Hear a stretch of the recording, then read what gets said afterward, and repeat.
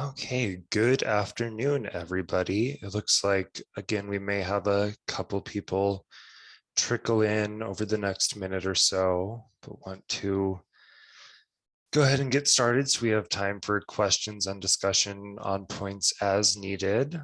This is session 2 for the training this year for the State of Colorado Emergency Medical Services Supplemental Payment. This one focuses more on the actual portal and cost report, and we're glad to have you all joining us again. I see several people back from this morning, so welcome back, and we will get going. Again, I'm Daniel Harper from the State Department of Healthcare Policy and Financing. Also from the state, you have Shannon Huska and Tracy Gonzalez that work on this program. Just a couple housekeeping notes as we get started. I've again posted the website link where the training slides can be found, as well as the participation form in the chat. If you joined after I had posted those and can't see them, just go ahead and drop a comment in the chat and I can repost those so that you have access to those. During the presentation, feel free to use the chat for any questions or comments, or depending on your comfort level, you can go ahead and turn your camera on and unmute and ask questions through video. And if you want to make sure, we see you posing that question under the reactions, you will have the ability to raise hand, and that will let us know that you have a question or comment that would be helpful for the group. And again, these recordings are being recorded, and one of each will be posted to both the department website and the portal for your reference later on. So with that, I will now turn it over to Miles at PCG, who works to support us in implementing this program. Thanks so much, Daniel. Appreciate you. And thanks to the department for hosting us today. Looking forward to kicking off session 2. As mentioned, my name is Miles Brown with Public Consulting Group. I've been working on the Colorado EMS Supplemental Payment Program since its inception. So very excited to get started with year 4 with you all today. From our side, from the PCG side, we're really here just to help assist with the administration of the program throughout the state under the direction of the department. At the manager level, we have Mr. Garrett Abrahamson and Lori Bob, myself. You'll recognize Damia certainly from years past on the help desk, and we're very excited to introduce Michelle Silvestre this year, who also will be joining us on the day-to-day help desk operations. So the team's growing over here, and very excited to be with you all today. In looking at our agenda for session 2 this afternoon, similar to session 1, we'll go over some key acronyms. There'll be a lot of acronyms thrown around throughout these PowerPoints, so just want to make sure that we list those out for you to avoid any confusion. Bulk of the time will be spent walking through the ASCR. It stands for the Ambulance Services Cost Report Portal.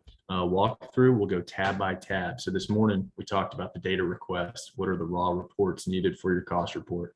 So now we'll pivot towards actually breaking down tab by tab where things go, where things are inputted. So very excited today to also unveil the new desk review process. For any folks who are returning, you'll recall that the desk review process historically has been accomplished through Excel files. We'll email you an Excel file with a list of follow-up questions. All of that now is streamlined and baked into the portal. So very, very excited about that. And as well as, of course, we'll round things out with questions and discussion. To echo Daniel, while we've carved out time at the end, we want this to certainly be interactive. So please feel free to turn your camera on if you feel comfortable, come off mute, raise your hand via Zoom. Feel free to throw chats in the box and we'll be sure to respond ASAP. So very much looking forward to session 2 today.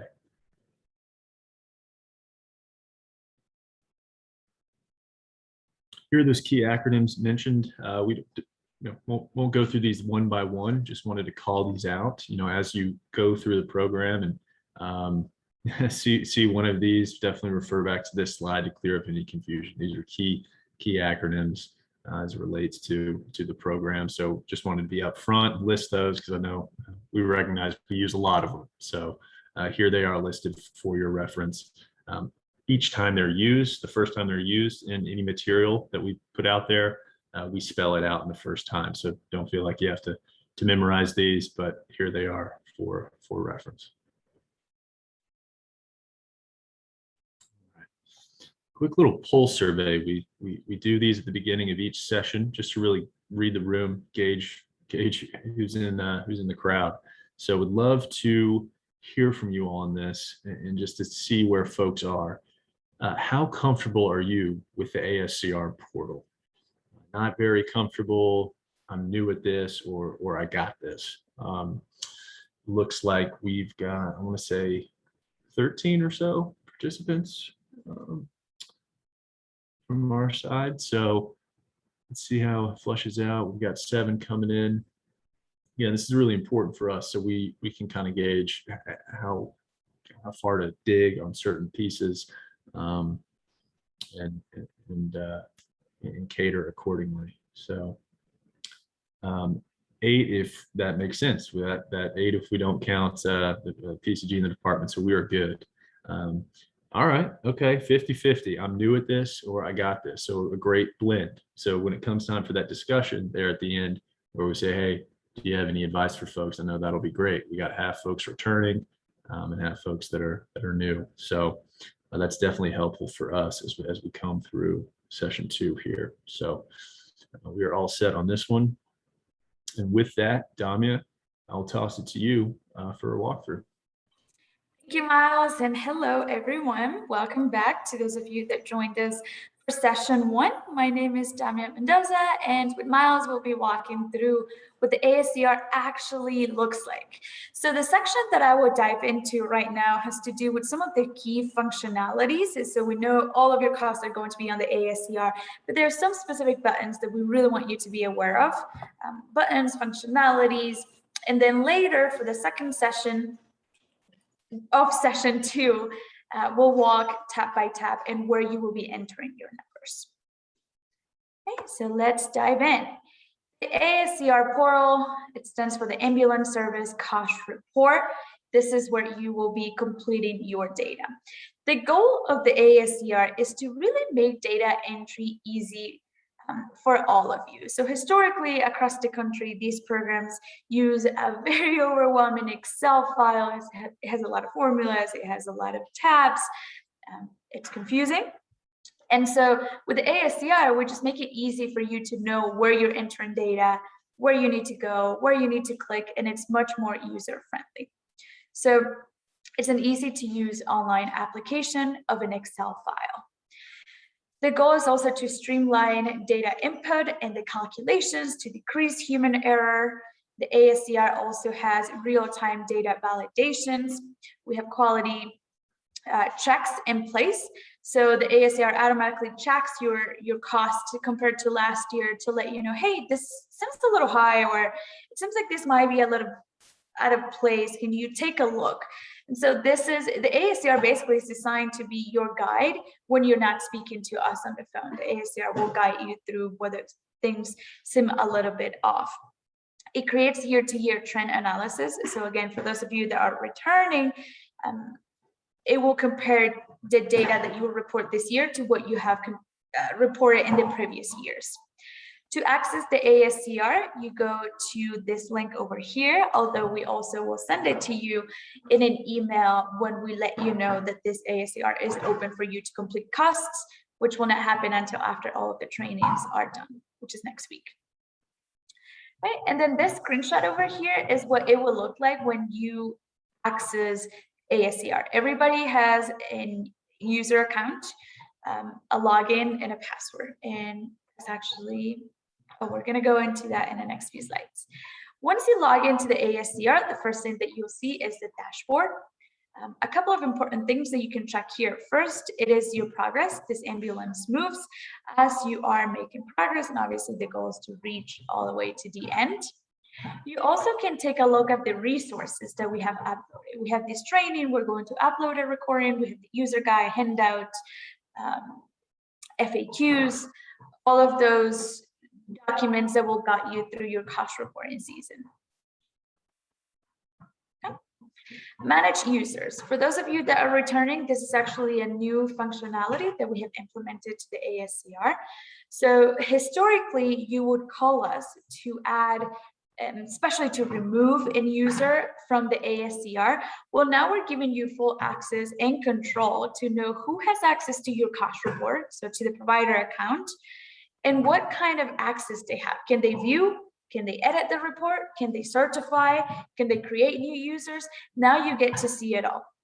So you can add people or add new user, you can edit, and you can remove them. This will be under the provider information tab, and this year we're asking that you confirm your users. So this year, before you complete the cost report, just take a look at it. Are the people here still working with me? Are they still involved in this cost report? Do they have the appropriate access? And the reason we're asking you to do this, it's because some of you have been here for 4 years. And so there are a lot of people that have been added at some point that no longer work on this cost report, and we keep emailing them. And sometimes they say, hey, I'm not working there anymore, or send it to somebody else. So we want to make sure we're just getting in touch with the appropriate ones and that we're not missing anyone who should be notified. So this will be very handy for the rest of the cost reporting season, so everybody can be in touch about what is next. Save and mark complete buttons. All of your tabs actually have these 2 buttons. So the save one is very important to make sure you're not losing the work that you're reporting. So the ASCR is designed to automatically save the data that you're putting on there, but sometimes we're on the cost report for more than 40 minutes, and so it becomes a little heavy. The internet might not work very well, so we recommend that you're saving as you're making progress, especially if you're on there for a long time. After you have made progress and you're done completing, say, your MTS expenditures, you're ready to move on to non-MTS, you can mark the tab as complete. All of your tabs need to be marked complete before you can submit the cost report. So you have to do this for every section, for depreciation, for CAD data, for revenues, for transports. All of them need to be marked complete. If you mark complete by accident and you realize, oh, I actually have to change salaries, all you have to do is click on the page and it will automatically open it up. That is it for these 2 buttons that you will see. As you can see here, it will be at the bottom of all of your tabs. Add row. So this cost report serves as a pretty good guide for what most of the expenses across the country are for fire departments and ambulance providers. But we recognize that not every expense that we have predetermined, not every cost center or buckets, if you wish to call them that, those are not necessarily the same ones that you have on your expenditures, your budget, your internal documentation. So for that reason, we recommend that you take a look at all of the ones that we have listed and make them fit as much as possible. But if, say, you have volunteer expenses, we don't have a volunteer cost center, that is something that you can add. So you click on add row, you label it appropriately, so it's as specific as you can so that we're able to tie it back. Once we're going through the audit, we say, okay, they've added volunteers. Let's see where the volunteer cost is on their support and documentation. So we need to be able to match it. So be as specific as you can. Also, all of the expenditures tabs, which is MTS, non-MTS, and expense allocation, all of those are sort of connected because together they make up all of your costs, all of your expenditures. So if you want to add a row under non-MTS, for example, you still need to add it under MTS expense. And that's because the MTS expense tab, it's like the mother or like the driver of the other 2. So you add them under MTS expense, and the same row will be copied or rolled over to non-MTS and expense allocation. And that is just to keep consistency across all of the expense tabs. Import and export. We know that it can be a little hard to enter number by number with your fingers to the ASCR. So we have created the import and export functionalities to make data entry a little easier. So what this is the ASCR exactly as it looks in the web, but on an Excel file. And if you're working with your Excel file from your say dispatch data, you're able to copy and paste number. If you're doing expenditures, you can copy and paste this export. So it's a lot easier for you to manipulate. You also can work on it on your own time, meaning you don't have to be worrying about saving and saving all the time because it's on the web. You get to save this file on your desktop, work on it. Whenever you're done, then you put it back into the ASCR and it will populate all of the cost centers for you. Now, remember how we said you can add a row? Something to keep in mind is that you need to add your rows before or new cost centers before you download this file. And that's because, say you download your export, you're working on it during your own time, and then you go to the ASCR and you add the volunteer expenses and you add, I can't think of another example, radios. Let's just say you add a new cost center called radios. Well, the export that you downloaded, that you have on your desktop, doesn't have those two new cost centers. So now you have an outdated export. For that reason, make sure that you add all of your rows before you get your export Excel file. And they appear at the bottom of all the tabs. And there are these two buttons. Upload and support and documentation. Almost every tab has this, and anything that you claim on the cost report is going to require you to go to this button. You can't just claim that you bought an ambulance. You have to show that the ambulance shows up in your depreciation file or in your expenditures. So if you're reporting expenses, we need the original files. Where are you getting these numbers from? That's what we need to see here. So what you'll do is click on upload files and give us your support and documentation. Right. If the file is too heavy or for some reason you're having issues uploading it, you can always call us. If you call us, we'll give you a little bit of guidance, such as, are you using Chrome? Have you tried converting it to PDF file and upload it? But you can also email it to us, tell us where you want that file to go, and we will upload that for you. Here's another new feature. So you have to upload support and documentation. In an ideal world, you have just one file for expenses, one file for depreciation, one file for CAD, one for revenues, one for transports, one for every section of the ASCR. But sometimes you have more than one. And it becomes a little complicated for you and for us when we're doing audits. Because if you report volunteer expenses, now we need to go through five files to figure out, well, in which file are we going to find the volunteer expenses? And usually we come back to you and ask you. So to keep it organized right off the bat, as you're completing cost reports, we have this new feature that will ask you under which file the cost that you just reported can be found. So if you upload more than one file, this will pop up and it will ask you, okay, it's great that you report volunteers. Now tell us which support and documentation or which support and file backs up this dollar amount. And then the files that you enter will appear under this dropdown. You will select it so that we know where to find it. You can also enter notes, which we highly recommend. You can do that in this box, or you may recall, for those of you that completed the cost report, that next to every cost center, we have a notes icon. You click on it, and that's where, and Scott said this in the first session of the training, you enter as much information as possible about that cost. So make use of the notes icon, but also make use of this box to help us identify your cost. Otherwise, the number of questions that we have for the desk reviews and the audits increases because we need your help.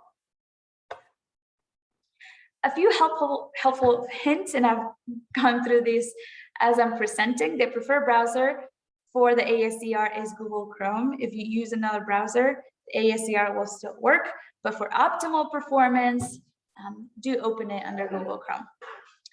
If the ASCR portal has been opened for a long time, you may need to refresh to upload. You can also log out, come back in, or just click on the refresh button.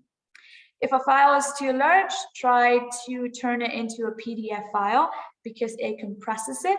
But if you keep having issues, again, give us a call, email the file to us, and we'll help you with it.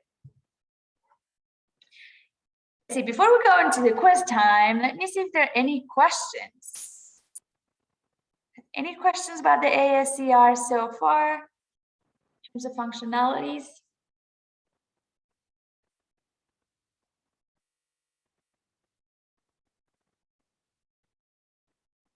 Okay, no questions. That means you guys are going to get 100% of these questions correct. So let's do it, Tracy.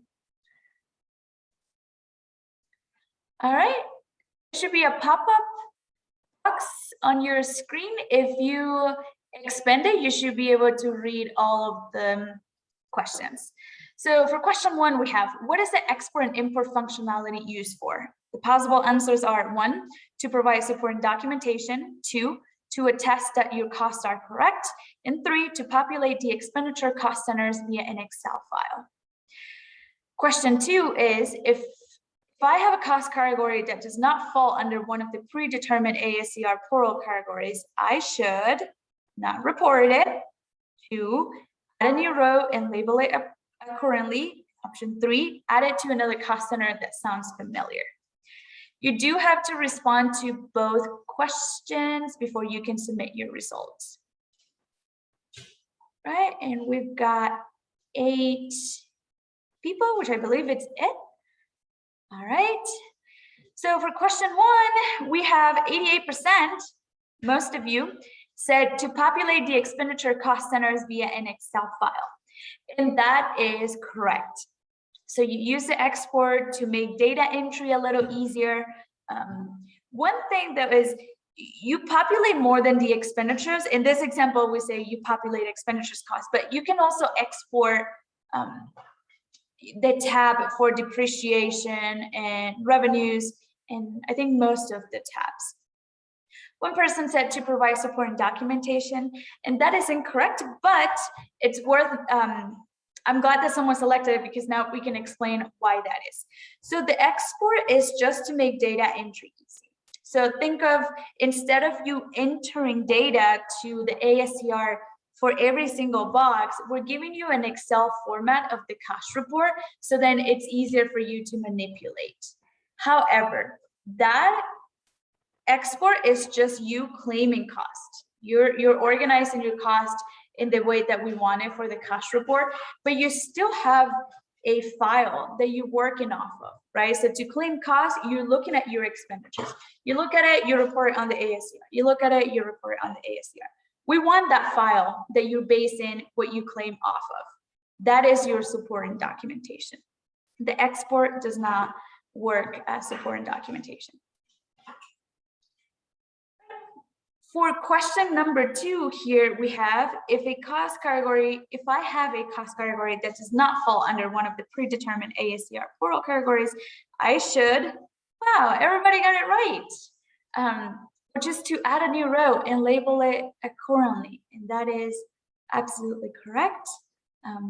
Do not just report something under something that sounds familiar, because that's guessing, and we're not guessing here. And definitely report all of your eligible costs. Don't let the fact that we don't have a predetermined category not that you report your costs. I believe that is it for this section. So with that, I will pass it over to Miles again. Take it on, Miles. Thanks, Sam. Appreciate you. Now that we have gone through a walkthrough of the portal at a high level, the purpose of it, how it works, some of its features, let's take a walk through tab by tab of the portal, of the cost report. So what we see here, kicking things off, is this provider information tab. Okay, this will be a quick and easy one for you. Really just on this tab, this is going to be your contact info, Medicaid number, NPI, things of that nature. Before we get into any expenses or cost reporting, it's really just identifying the person who's signing and certifying, and who to report for any follow-up questions on the cost report. So really basic tab here. One thing to note, a new drop down that returning providers will notice this year on the provider information tab. It's just, again, we're just hammering home on the public provider side of things. It asks, are you a governmentally owned or operated provider? Just a little extra step, sure check, just to make sure that anyone who moves forward with the program is in fact tax funded, governmentally owned or operated public provider. So things to look out for on the provider information tab. Okay. MTS expense tab. Now recall from session 1, MTS, medical transportation services, AKA EMS, emergency medical services. All right. On the MTS expense tab, in the following 2 tabs, non-MTS and shared, there are 4 categories, cost centers, if you will, baked into each of those expenditure tabs. One being capital related, salaries, fringe benefits, and administrative and general, or A&G. Okay, so we talked about this morning how it's important you just determine which of the 3 buckets a respective cost falls under. Okay, and on each of these 3 expenditure tabs, there's about a list of, call it 70, 75 different baked in line items, categories from CMS's cost report template that you'll want to crosswalk into. Okay, so every department is different with their naming conventions. However, the goal here is to find the most appropriate categorization to fall under. So that's the exercise here on the expenditure tabs. Dania just briefly mentioned the notes feature. You'll see on the left column here, just on the side here, that clipboard icon. So, and this is what Scott was referring to in session 1. Here, this is where you can add in notes. So for instance, let's say under salaries and chief, we have that here, the first line item. Hey, per my supporting documentation, lines 13 through 15 make up the total reported here in this line item. That's ideal for us because we can reference that note during the desk review and or the CAR process when it comes time, so that we're able to tie that back. Okay, great, sounds good. We know where that total comes from. Checked off the list. Don't need to bug you about it. So just a helpful feature that we wanted to call out here as we go through the expenditure tabs. Okay. We're on the non-MTS. We just moved from the MTS. Now, it's important to call out that for any ambulance-only providers on the call participating with us this year, all of your expenditures will be reported on that previous MTS expense tab. Okay, because all of your time is dedicated to the provision of EMS, right? You're not a mixed use department.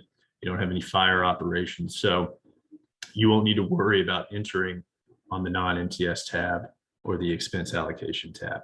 These are really not applicable for you all. But for our fire departments on the line, you'll certainly have, hey, call it your fire prevention, fire marshal, any firefighting supplies, self-contained breathing apparatuses, things that just have nothing to do with the provision of EMS, and even salaries costs, right? So if you have firefighters that aren't dual certified, that don't provide paramedic or EMT services, those types of costs go on this tab, on the non-MTS expense tab.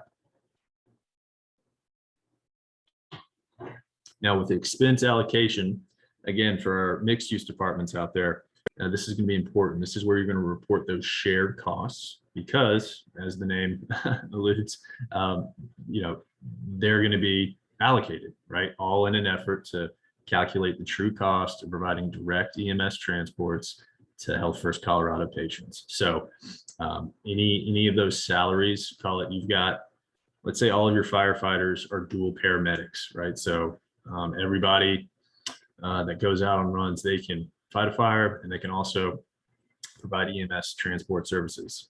Those salaries those would be reported here on the expense allocation tab, so that you would get however much credit is determined from your allocation statistic, which we'll hit on in a few slides. But that allocation calculation takes place on this expense allocation tab. Before we pivot to reclassifications and adjustments, just to wrap it all in with those expenditure tabs, again, if you have a new row to add, you add that on the MTS expense tab only, okay? So it carries over to the following two tabs. We do that to build that feature in to, ensure consistency. It could get pretty messy if you could individually add new rows on each expense tab. This creates a even line across the board. So just a closing note there on the expenditure tabs of the portal. Now, if we could, Damian, let's pop back to reclass and adjustments. Here is where we are going to back out those federal funds that we discussed this morning in session 1, right? Those federal fund dollars that were spent in state fiscal year 21. So CARES Act, FEMA, AFG, SAFER grants, those dollars that were actually spent need to be adjusted here. And again, it's not just the lump sum that's saying, hey, yeah, back this amount out of the sum total, right?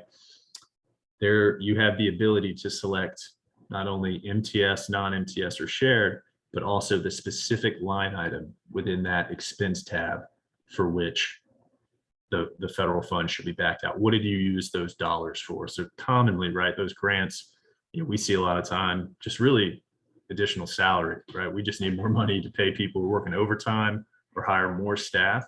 So in that case, right, you would back it out from the respective salaries line item, depending on which tab it applied for. Was it just for EMTs? If so, back it out of the salaries, MTS line item.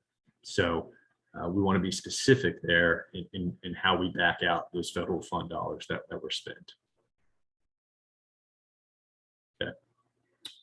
Now with depreciation, this is important to call out for our returning providers.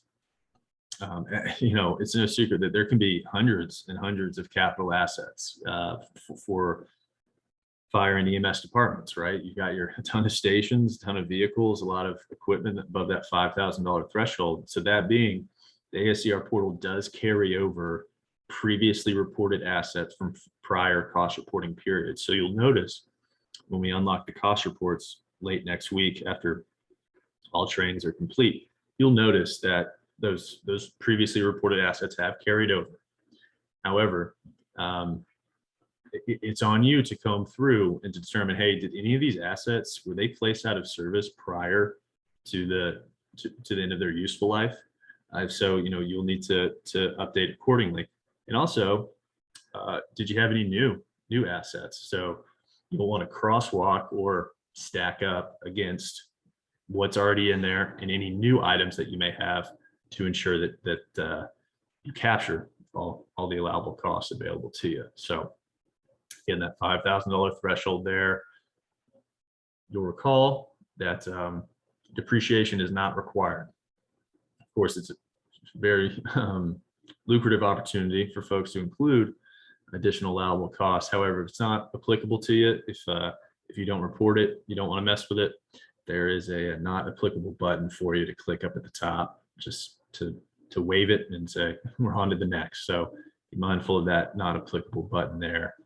And if you do report depreciation, it's broken out into 5 cost centers: buildings and improvements, equipment, vehicles, leasehold improvements, and amortization. So the top 3 there, buildings, equipment, vehicles, that's what we see commonly. Rarely do we see folks come through with the leasehold or the amortization, but it is possible. But really those top 3 are the most common capital asset cost centers to be mindful of. Okay. Now, again, this ties back to allocation statistics tab. This ties back really to that expense allocation expenditure tab that we covered a few slides ago, right? So this is where you're going to enter in, and this is particularly important for our mixed use fire departments on the call. This is where you're going to enter in total amount of time on EMS calls versus non-EMS calls. Okay.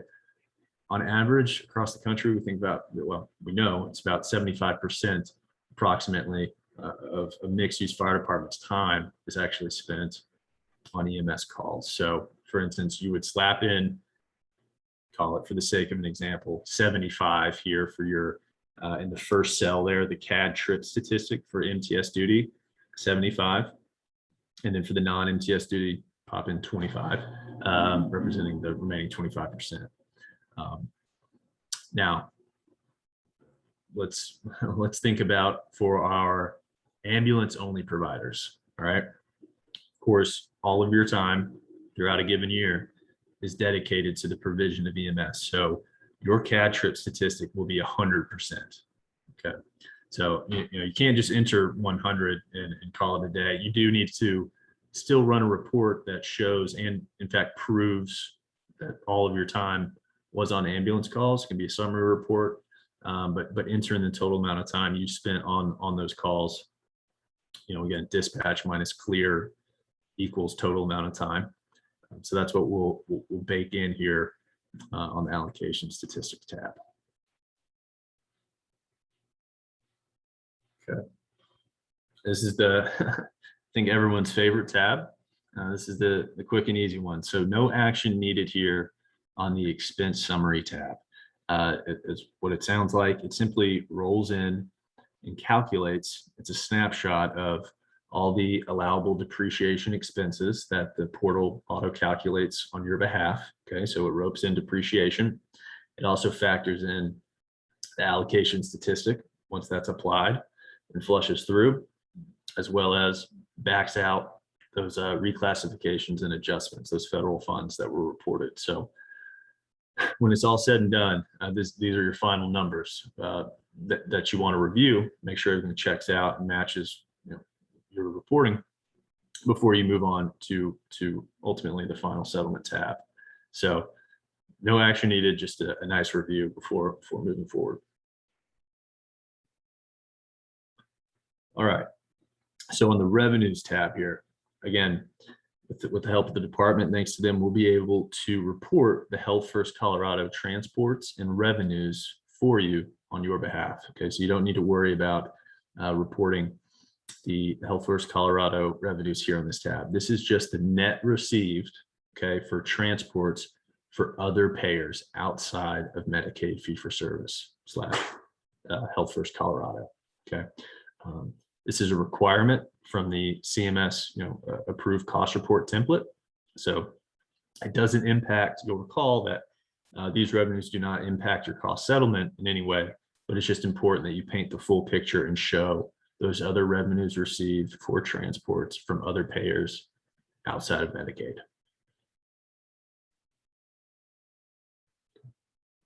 Critical tab here, final settlement is what it sounds like. It's your final step. Okay, this is the last piece here, of course, before the certification and the desk review, but in terms of the cost reporting due by November 29th, the final settlement will be your final step. On the final settlement tab, you will be responsible for reporting, again, those emergency transports, all emergency transports, including Medicaid. Okay, you want to report all broken out by quarter so that total transport count comes into play with your average cost per transport calculation, that critical piece within your cost settlement calculation. Okay, so again, all total emergency transports broken out by quarter, including Medicaid. And I don't mean to break or sound like a broken record. Just we've unfortunately come across instances where, the wrong numbers were reported here and folks had a different idea of what was to come down the pipeline, right? And so we want to avoid that at all costs. That's a critical piece here. So all emergency transports reported on the final settlement tab. Okay. So as we go through the cost report and as we go through each one of the tabs that we just reviewed, along the way, there are going to be auto-generated validations that appear in front of you that you'll need to address. Okay. And so these are built in place just to maintain accuracy and to catch any outliers or red flags. All right, so a really common validation that'll pop up is XYZ cost center varies more than 10%. We operate on a 10% threshold through this program.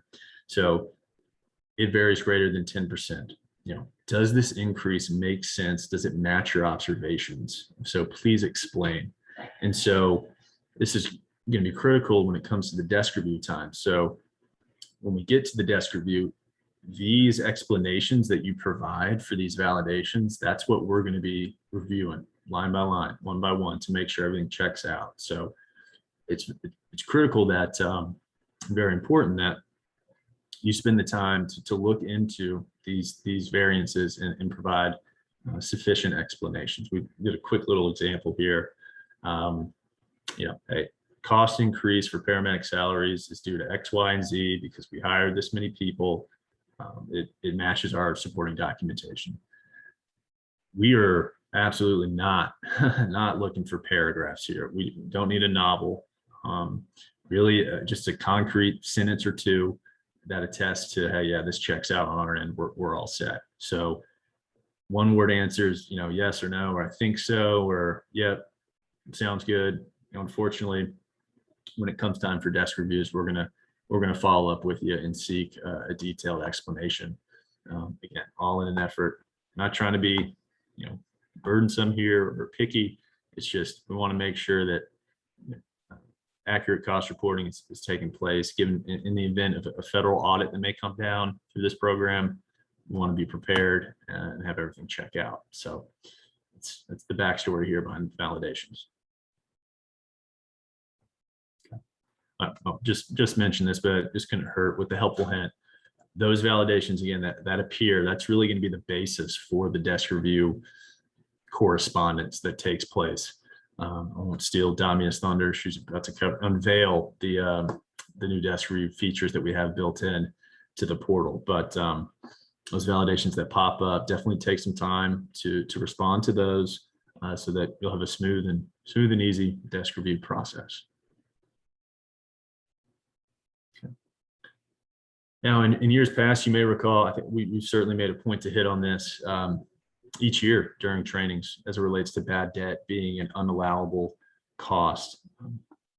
Slight curveball from the cost report template from CMS, but we just want to call out that while there is a line item in the cost report template labeled bad debt, it is in fact an unallowable cost. So I know in years past, some providers have reported bad debt and simply backed it out on the reclass and adjustments tab. To avoid any confusion, just to make it real clear cut and straightforward, what we've done is we've actually frozen that cell within the portal. So you won't be able to enter any values in the bad debt category. So just a heads up, again, just to cut back on any potential reporting errors. Just a heads up, the bad debt will be frozen this year. All right. Let's see where we are. Let's roll out with some quizzes. Okay. Question 1. And just a friendly reminder, you can maximize the poll questions here, and please answer both questions before submitting. So question 1, EMS only providers can skip the allocation statistics tab. Okay. True or false? Question 2, where should all transports be reported on the final settlement tab? Total column or the fee for service column?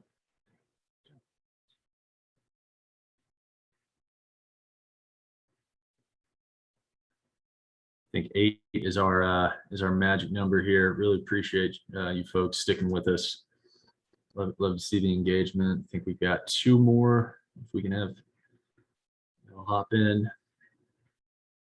I believe actually we may have lost a person, so we may be down to 7. So that's deep. Well, hey, there we go. We'll take 7 out of 7. We can end that one.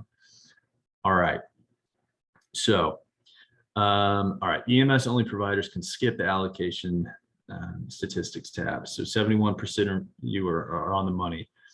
Now, this is somewhat of a trick question. So it's all good. So under the true here for 2 of you, it's not that you can skip it if you're an ambulance only provider. It just is a heck of a lot easier for you, right? So you don't need to worry about calculating any non-EMS or fire time, right? All of your time is dedicated to EMS/MTS. So really all it comes down for you is generating a summary report or a report of sorts that shows, hey, here's the total amount of time we spent on all of our calls. And then you enter that time alone, right, in that cell. So you can't skip it. It's just easier for you. So I can see where perhaps you were coming from there. And Veronica's saying tricky questions.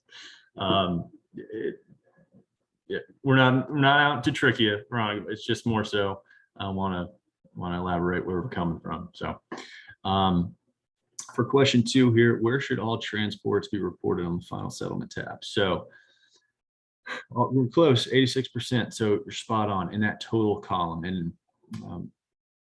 you may recall in that table, there's the total column to the far right. That is where you report all transports. Okay? The middle fee-for-service column, that's actually frozen along with the other payer column as well. You actually won't be able to input any data into those 2 columns at all. All you need to worry about is the total transports column. And from there, again, with the help of the department, we'll populate the, by the way, when you see fee for service, of course, that's Medicaid fee for service, that's Health First Colorado. We will populate those transports for you on your behalf, and the other payer column will auto populate. So just working on the total column there on the final settlement tab. I think we have 2 other questions on this one. Or yes, we have another question here. Which of the following statements is true regarding depreciation? Okay. So option 1, no need to work on it every year because it's carried over on the ASCR from previous years. Option 2, it does not require supporting documentation. Option 3, it is not required but highly recommended. Okay, so which of the following statements is true?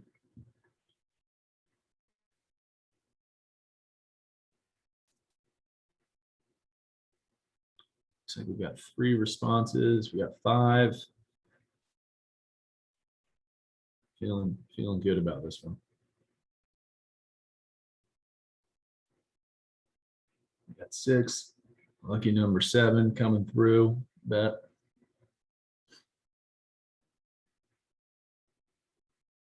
That's quite all right. If not, we'll take 6. Tracy, that's fine. We'll take what we can get.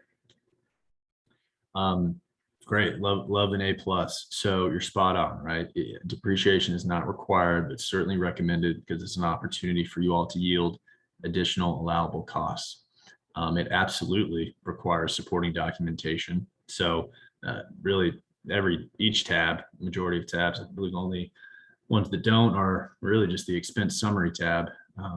And of course, the non-MTS and the expense allocation, because as mentioned, only the MTS tab is the only place where you can upload your supporting documentation for your expenditures. But nonetheless, each element of the cost report does require supporting documentation.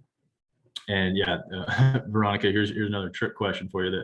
The no need to work on it every year because it's carried over. We hit on that. You absolutely still need to work on it, regardless if it's carried over. You still need to check to ensure that those assets are still active, not removed from duty, or if you have new assets to add. So great work here on this final quiz, or last quiz of this section.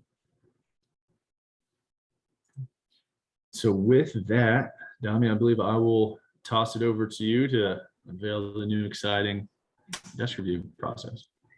That's right. Thank you so much, Miles. I do want to invite everybody to come back if you feel like, well, I know all the ASCR tabs and maybe get distracted. Please come back.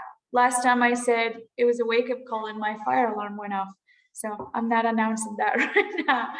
As Miles and I have been saying throughout the presentation, we have an exciting for me at least, process for the desk review, which is meant to streamline the process. So those of you who have been coming back to the program know that it was a little tedious to go through desk reviews because we used to send you Excel files and you had to open them and you had to go to the ASCR to take a look at what costs we had in questions. And then you had to respond with it. And it was so much back and forth. So we have been working with the developers to create the desk review on the ASCR.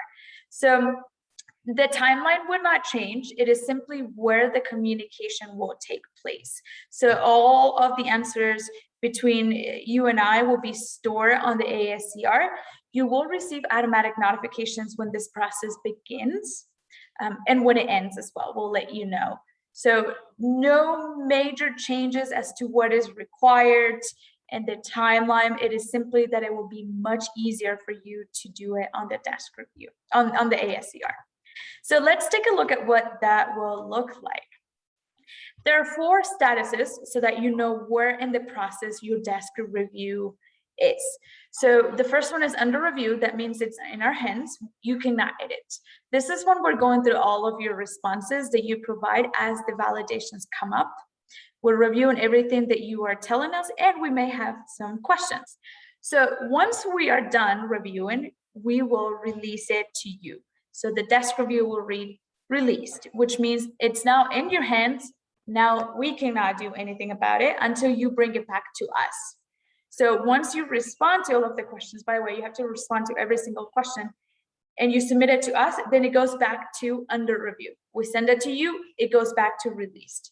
So it's like we're tossing the ball among each other. When you have it, I can edit. When I have it, you can edit.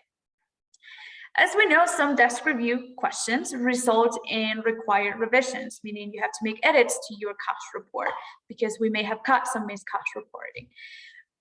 You have the opportunity to change those things and correct them. So after the desk review, after all of it is done, then there will be just a few items left, which will be the required revision ones. And then we'll open up the cost report. That's when it will read cost report open, which is in your hands to make revisions. Completed means that all of your cost reports have not only been addressed by you, but approved by us. That is when the desk review really is completed. When we have approved all of your responses, when you have made the necessary revisions, when you have addressed all of the questions, then will be completed and you will receive an email notifying you that this is the case. As we can see in the image over here, we have the current status, cost report open. It lets you know you have completed 25 entries. 3 of them are in process, probably why your cost report is open, and you have 0 pending. But all of the desk reviews are going to give you different results depending on where you are. Okay. So for every question, let's call them desk review entry or desk review questions, you will see a box like this. Now, our goal here was to give you as much detail as possible so that you can remember what was going on with this cost. So in this case, we have a variance question. So we tell you exactly where to go find it. We tell you exactly what is happening or why we're questioning it. And then we ask that you provide an explanation. And you have it all in the same place now, which is the ASCR. So we tell you it's under the MTS expense tab. We tell you it's the minor medical equipment. We tell you the row, which is 56. Then we tell you the values. In FY20, you reported 39,000, and in FY21, you're not reporting 69,000. That is a big variance. What is happening here? So then the validations detail are, hey, this is greater than 10%. Please review and confirm that this is in fact correct, and provide an explanation. So then you will select the data enter is either correct, and you explain why, or incorrect, you also explain why. If it's incorrect, then you have to let us know the correct is X, Y, and Z, or let's just remove this altogether. So either way, you have to communicate with us and use the please explain why box in there, where you can enter as much information as possible. If you don't do this, the ASCR will not let you move forward. And as you can see in the red letters, it says an explanation is required in order to complete this validation. And of course, if your explanation is that sounds good to me, we're going to follow up again. So please be as detailed as possible so that things make sense and we can actually close it. The more detail you provide us, just like Scott said earlier, the quicker we'll close them and the less questions we will have down the road. So this again will appear for every single question. And in this blank box that you can see right now, there's nothing on there, but it will record all of our actions. It will say, for example, Damia approved your desk review questions on September 29th at 3 p.m.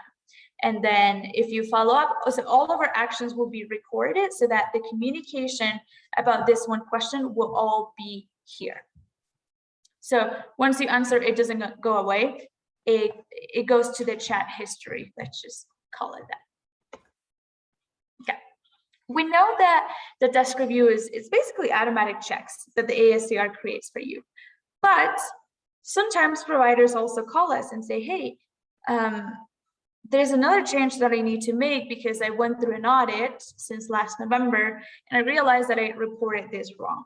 The desk review is the perfect time for you to let us know if you have to make any edits or revisions. And so we have created a button called the revision requests. And just like we provide you all the details for you to identify what costs we are questioning, you have to give us that same kind of information so we can really identify what it is you're talking about. So let's say you over-reported your volunteers cost. You initially reported 25,000, but you find out it's actually just 15,000. So you go here and say, this is under the MTS expense tab. It is cost center, that's just, well, volunteers in this case. The value is 25,000, the row is 63. And then you tell us, I originally misreported this, I got my audit, and I realized it's actually 15,000. You submit that to us. We'll get all of your requests and we will approve it to make sure that this is a valid request. If you tell us, hey, I just didn't have the time to complete my cost report, I need to make all these revisions, well, that's not necessarily valid because it's not a matter of submitting a draft by November 29. It has to be legitimate revisions that you need to make. And you can submit as many as you like for these.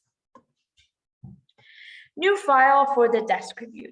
You may recall that if we, for example, were asking you about volunteer expenses and we said, hey, we're not seeing this on your cost report, then you would send us that file via email. We would take it, we'll review it, and then we'll tell you, okay, we're going to open up the cost report. Please upload that file. So you basically had to submit it twice, once via email and then to the ASCR. We're making that easier. So if there's a new support and documentation, a new file that needs to be included to the ASCR that you want us to consider, then this is where you go. You simply upload the documentation. Once you click on upload new document, it will ask you what this is. So again, those notes, so you help us identify why is this relevant? What am I looking for here? What cost is this supporting? All of that stuff we need to know. And so you provide that document, the documentation and the details, and then we'll know what it's for when we receive it. Revisions as a result of the desk review. You're not in trouble if you need to make revisions. It's actually a good use of the desk review if we avoid any missed cost reporting. So in the past, we just tell you, hey, this is ready for you to make revisions. But now we ask that you electronically confirm that you have in fact made that revision. So say that you have 7 edits that you need to make. Every single one of them will pop up with that box that we reviewed earlier. And when we say this is open for your revision and you have done it, you have to click on that for every question or for every item that you revised. So it's like electronically confirming that you did listen to that guidance, and then you save the response. If this happens to you where you have to revise your cost report, know that because we're opening up your cost report, you will have to recertify it under the final settlement. That's how we go back to you having submitted your cost report. Okay. So after we have completed the desk review, everything makes sense. We approved all of your responses. You've made all the necessary revisions. Like I said, the electronic cash report submission will occur again. Sometimes providers go through this 3 or 4 times, depending on how many revisions we have to make. And that's quite all right. We're happy to do that as long as we're working towards making your cash reports as accurate as possible. So again, you do this via the final settlement tab. You certify, and that's the button that's highlighted in red right now. And in order for you to do that, all of your tabs need to be marked complete. All right, let's see if there are any questions. That is a new process, so you can tell me you know everything about it. So before we test your knowledge, let's see, what questions do you guys have? Or what reactions do you have? Are you happy? Am I the only one happy that we have the desk reviews on the ASCR? Let us know what you're thinking.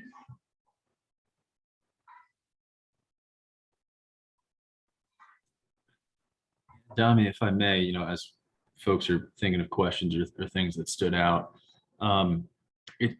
especially for our returning folks, right? You know, this is the same process, it's the same process flow. Again, you'll recall receiving those Excel files with the questions. We go back and forth within that file. Once everything's addressed, then the cost report's open. It's just now simply baked into the portal. That's where the communication takes place as a way to streamline things and make it a little bit easier. So I hope that kind of perhaps eases some,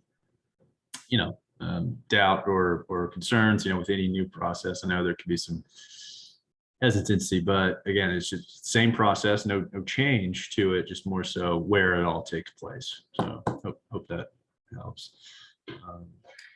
We got thumbs up from Julie. Love to see that. Mr. Scott says, look straightforward, good update to the system. It's what we love to hear. That's our goal, right? I figure each year we take notes on what we're hearing on the help desk, and not only help desk, but also stakeholder group, right? Another plug for that stakeholder group. We'll take notes and continue to improve the system. So, yeah, definitely want to call that out. We got, hey, today's the emoji day, I figure. Veronica's got the clapping hands. Love to see that. Awesome. Yeah. Thank you so much for the reactions. It's so good to hear, like Miles said, the emojis, because it sounds like we're not the only ones excited about this. Again, this will not occur until early next year, but we still wanted to walk you through it. And like Scott said, it is pretty straightforward. Once you get to it, I mean, if you do something wrong, the ASCR will be telling you, well, that's wrong. You have to do this before you do that. And we've designed it so it guides you through it. All right, so I think now we can see what we've got for the polls. All right, we've got 2 questions over here. The first one is, what is the goal of the desk review process? Option 1, to store all the communication on the ASCR portal and streamline the process. Option 2, to not have to conduct comprehensive audit reviews anymore. Option 3, to reduce the number of desk review questions. Question number 2 is, if there are additional revisions that provider needs to make during the desk review process, what should the provider do? Option 1, wait until the next cost reporting period. Option 2, call the help desk and have them make the change. And option 3, click the revisions request button under the desk review tab and enter the relevant details. Right? 4 people have responded. 6, 7. We have another one. You guys got both of those under 1 minute. Cool. All right, that is everybody. So for question 1, which is what's the goal of the desk review process, most of you chose answer 1, which is to store all the communication on the ASCR portal and streamline the process. That is the correct answer. 2 people chose to reduce the number of desk review questions. And that's not necessarily incorrect, because we do want this to be streamlined, which means, if we're giving you more details about your cost, and if you are given a platform through which it's easier for you to help us identify your costs. Down the road, it will reduce the number of desk review questions. So I would say that's more of a side effect of it, but the main goal really is to store everything on the ASCR and make this easier for both parties, all of you and PCG as well. So I would say nobody is wrong here. Both of these are valid. For question 2, if there are additional revisions a provider needs to make, what should they do?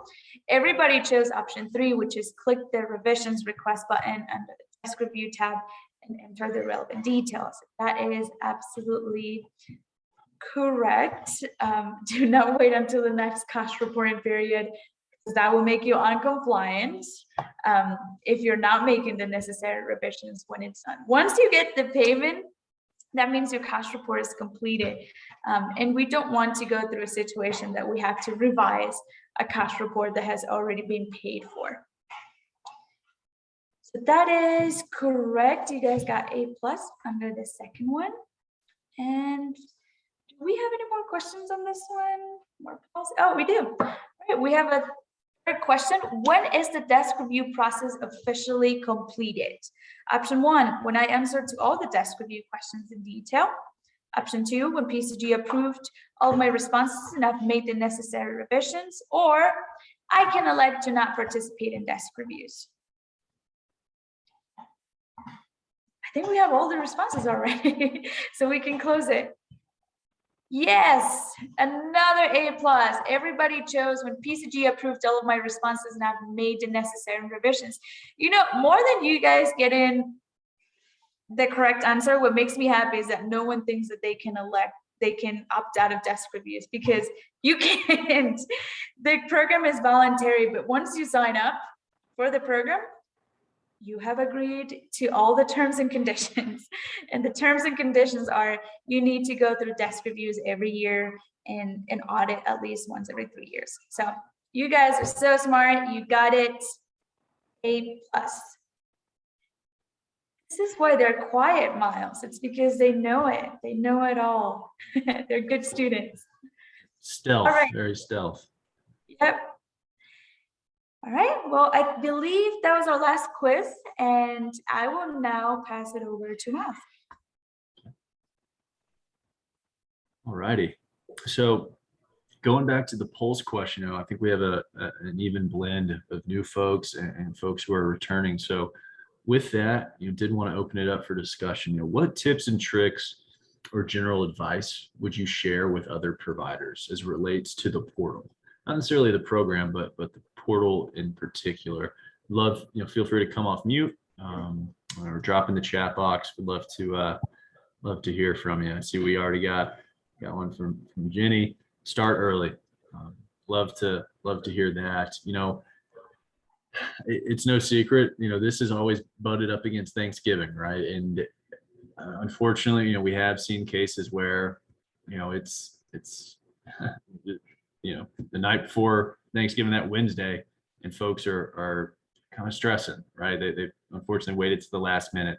It can't hurt to go ahead and, again, cost reports will be released, later next week after all trainings are complete throughout the state. So, hey, hop in, knock out that provider information tab, right? Connect with your team internally and show them that data request checklist. Say, all right, who's got what? Who's pulling what? So yeah, certainly, Jim. Starting early, great tips. Anything else as it relates to the portal that perhaps you think others would benefit from hearing?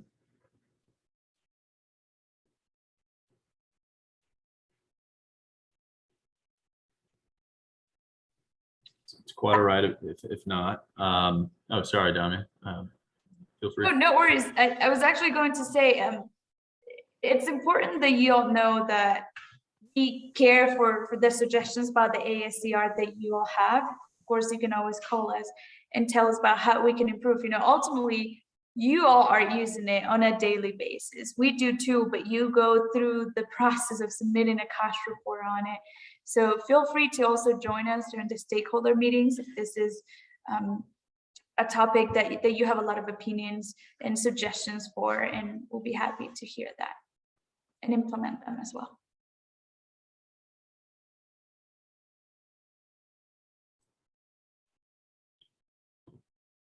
All right. And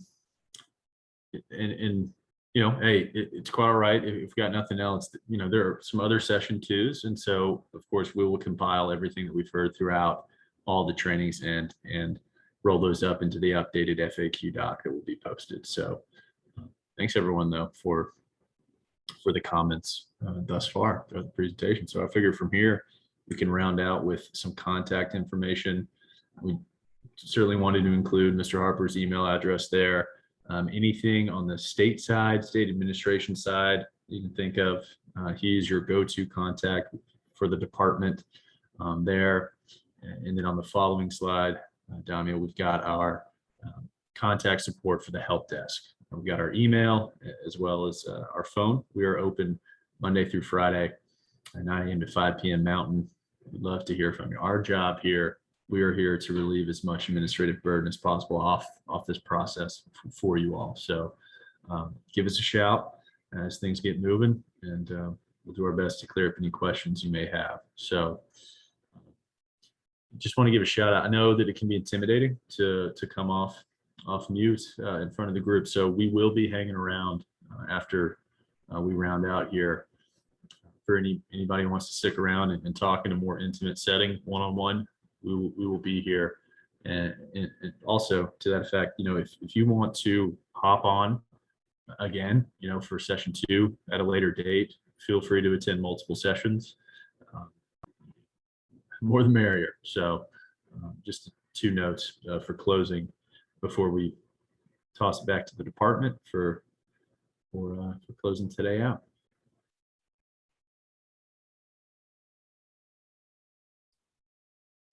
Thank you, Miles, and thanks everyone for joining us this afternoon and participating. Of course, if you do think of a question later on, or as you're starting to work on the cost report at the end of next week or the week after that, please don't hesitate to reach out with any questions that you have, or even within that time, if you have it and you realize something you'd like brought up for the stakeholder meeting, please feel free to send that comment or concern my way, and we can make sure that's addressed. We appreciate the feedback from all of you that, like they mentioned, you guys are, you know, interacting and completing this cost report. So definitely value your feedback on the program and that. Oh, it looks like we do have a hand raised. Jenny, go ahead.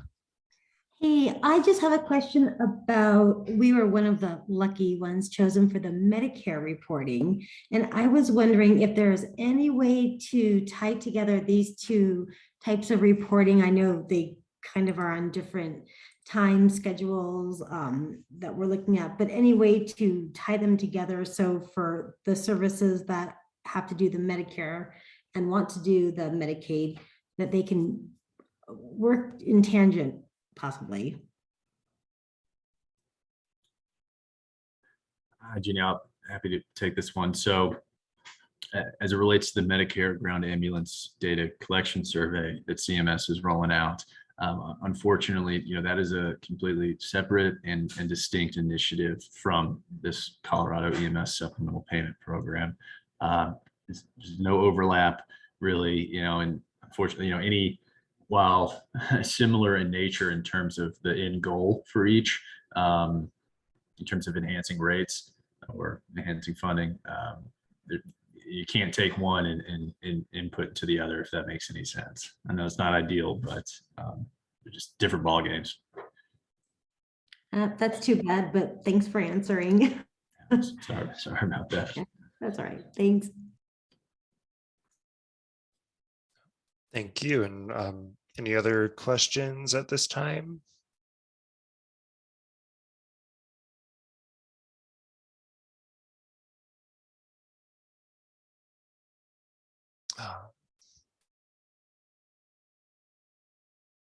Okay, not seeing any pop up in chat or seeing any other hands raised, but like I mentioned, if you have any questions down the line, please reach out. I know one of the plugs I would say in past years when I've gotten to go to conferences with members from PCG, I've seen them step away and do help desk calls during that time, and they're fantastic on these trainings, and I'm sure they're even more fantastic on the help desk. So they're always a great support, and I definitely appreciate their help from our end. So would encourage you to, make sure either reaching out to me or them and making sure you have the best information possible. As a reminder, this training has been recorded, so maybe this is the lucky session that will be posted online. But regardless of that, there will be postings available to go back for reference in mid-October. And I think we can give all of you back a bit of your afternoon. Like I said, really appreciate you joining us today and your participation in this program. I hope you all have a great afternoon.